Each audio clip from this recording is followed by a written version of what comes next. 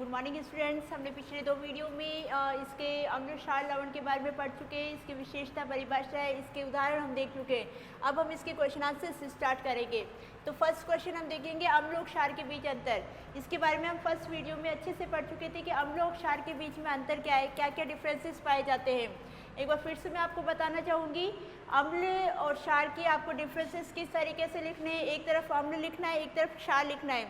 अम्ल के बारे में फर्स्ट पॉइंट लिखेंगे कि अम्ल स्वाद में खट्टे होते हैं। क्षार का लिखेंगे कि क्षार स्वाद में कैसे होते हैं, कड़वे होते हैं। अम्ल जो होते हैं, अम्ल हल्दी, जैसे हल्दी का सूचक है, हल्दी एक प्राकृतिक सूचक है, हमने देखा था इसके रंग को चेंज नहीं करता है, परिवर्तित नहीं करता है, जबकि क्षार हल्दी के सूचक को लाल रंग में बदल देता है। हमने ये देखा था, लिटमस देखा था कि अम्ल जो होते नीले लिटमस को क्या कर देते हैं, लाल कर देते हैं, और क्षार लाल लिटमस को नीला कर देते हैं। अम्ल के बारे में हमने देखा गुड़हल का जो फूल होता है तो उसके घोल को, उसके विलयन को अम्ल तो क्या करता है, गहरा गुलाबी कर देता है, और क्षार हल्का हरे रंग में बदल देता है। तो इस तरह से ये इनके अंतर है, दोनों के अम्ल और क्षार के बीच में ये अंतर है। फिर ये सेकंड, अनेक घरेलू उत्पादों में अमोनिया पाया जाता है। अनेक घरेलू उत्पादक जैसे आप खिड़की साफ करने का मार्जक ले लो तो इनमें अमोनिया पाया जाता है। तो ये लाल लिटमस को नीला कर देते हैं, तो इनकी प्रकृति कैसी होगी, ऑब्वियसली लाल लिटमस को नीला कर देते हैं तो इनकी प्रकृति कैसी होगी, क्षार की होगी। कैसी, क्षारीय प्रकृति के ये पाए जाते हैं। ठीक है। थर्ड है, आप उस स्रोत का नाम बताइए जिससे लिटमस विलयन को प्राप्त किया जाता है और इस विलयन का उपयोग क्या है। अब इसका लिटमस विलयन को प्राप्त किया जाता है लाइकेन। किससे प्राप्त किया जाता है, लाइकेन से प्राप्त किया जाता है। और इसका उपयोग क्या होता है, अम्लीय विलयन में अगर हम डालते हैं तो ये लिटमस को लाल कर देता है, और क्षार के विलयन में अगर हम इसको डालते हैं, अम्लीय विलयन में अगर हम इसको डालेंगे, अम्लीय में डालेंगे तो ये लाल कर देगा उसको, लिटमस को, और क्षार में डालेंगे तो, क्षारीय में डालेंगे तो ये नीला कर देगा। तो इससे पता चल जाएगा कि अगर लिटमस लाल हो गया तो उसमें अम्लीय प्रवृत्ति ज़्यादा है, और अगर नीला हो गया तो उसमें क्षारीय प्रवृत्ति ज़्यादा है, और ये हमें लाइकेन से प्राप्त होता है। क्या आसुत जल अम्लीय क्षार के उदासीन होता है?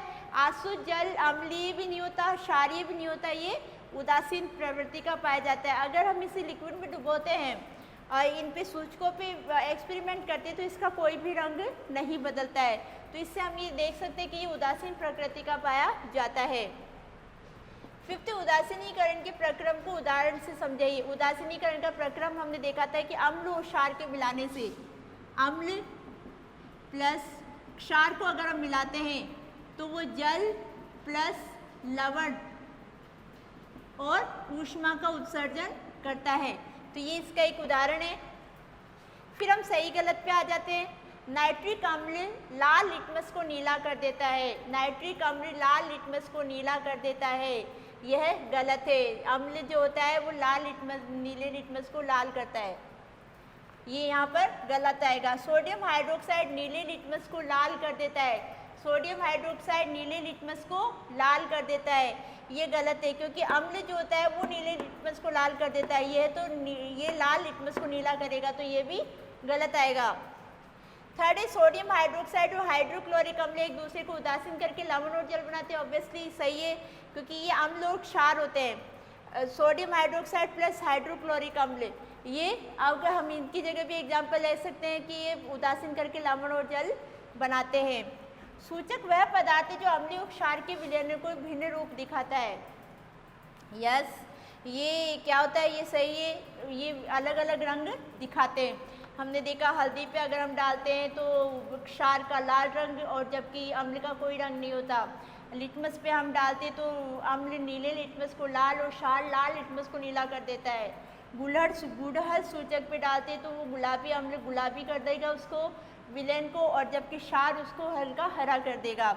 तो इस तरह से वो रंग अलग अलग रंग दिखाता है, तो ये करेक्ट आएगा।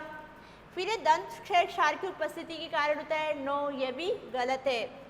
फिर सेवंथ क्वेश्चन है हमारा दोरजी का है कि दोरजी के रेस्टोरेंट में शीतल पेय की बोतलें पड़ी है, शीतल पेय की बोतलें हैं।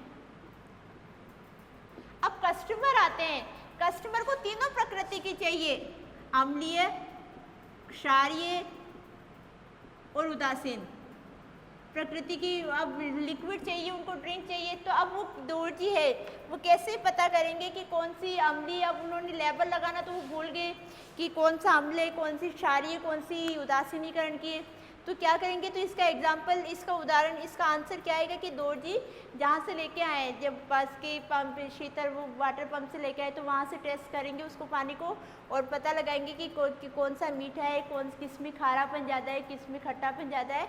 तो इस तरीके से वो पता लगाएंगे। एक क्वेश्चन इज समझाइए ऐसा क्यों होता है। जब आप अति अम्लता से पीड़ित है तो प्रति अम्लता की गोली लेते हैं, क्यों?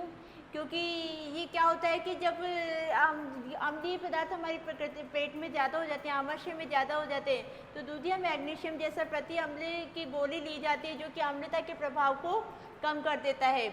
उसके बाद में है, जब चींटी काटती तो त्वचा पर कैलेमाइन का विलयन लगाया जाता है। क्यों लगाया जाता है?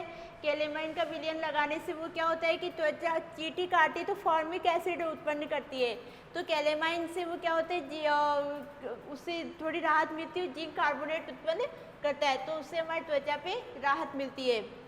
थर्ड है, कारखाने के अपशिष्ट को जलाशय में बहाने से पहले उदासीन किया जाता है। कारखाने के अपशिष्ट को जब जलाशय में बहाया जाता है, अम्लीय प्रकृति उसमें ज़्यादा होती है, तो उसको क्षारीय करके उसको उदासीन करके फिर जलाशय में बहाया जाता है ताकि वो नुकसान नहीं करे। आपको 3 द्रव दिए गए जिनमें से एक हाइड्रोक्लोरिक अम्ल, दूसरा सोडियम हाइड्रोक्साइड और तीसरा शक्कर का विलयन है। आप हल्दी को सूचक के रूप में उपयोग करके उसकी पहचान कैसे करेंगे?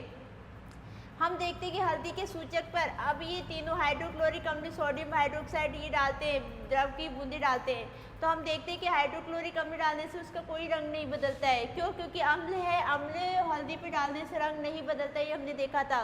लेकिन सोडियम हाइड्रोक्साइड को अगर हम उस पर डालते हैं हल्दी पे तो उसका लाल कलर हो जाएगा, मतलब इसमें क्षार की मात्रा पाई जाती है। सोडियम हाइड्रोक्साइड में क्या होगा? क्षार की मात्रा पाई जाती है।